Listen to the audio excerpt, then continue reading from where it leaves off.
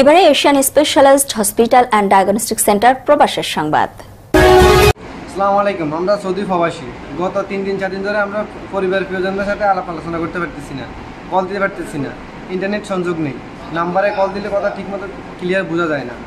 দেশের বর্তমান যে পরিস্থিতি, ছাত্রদের যে দাবি, সরকারের উচিত অতি শীঘ্রই এটা সমাধানের মাধ্যমে গিয়ে আমাদেরকে একটা স্বস্তি ফিরিয়ে দেওয়া। আমরা অনেকটাই বিভ্রান্তির মধ্যে আছি। পরিবার প্রিয়জনদের সাথে আলাপ আলোচনা করতে পারতেছি না, যোগাযোগ করতে পারতেছি না, তারা কেমন আছে, কিভাবে আছে, কি অসুস্থ, ঠিকমতো খাওয়া দাওয়া করতেছে কিনা আমরা কিছুই জানতেছি না। অতএব সরকারের কাছে আমাদের দাবি, ছাত্রদের যৌক্তিক আন্দোলনগুলা, ছাত্রদের দাবি মেনে নিয়ে যে কোনো একটা স্বস্তি ফিরিয়ে দেওয়া বাংলাদেশের মানুষদেরকে। 3 দিন ধরে আমরা দেশের সাথে সম্পূর্ণ যোগাযোগ নেই। দেশের আমাদের ফ্যামিলি কী বেলে আছে আমরা তো বলতে পারতেছি না।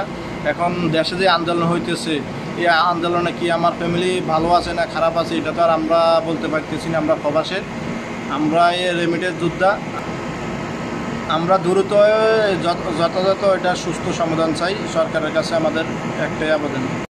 বিডি সংবাদ ৭১-এর প্রবাস সংবাদ এই পর্যন্তই। দেশ ও প্রবাসের নিত্য নতুন খবর পেতে চ্যানেলটি সাবস্ক্রাইব করে সাথেই থাকুন। ধন্যবাদ।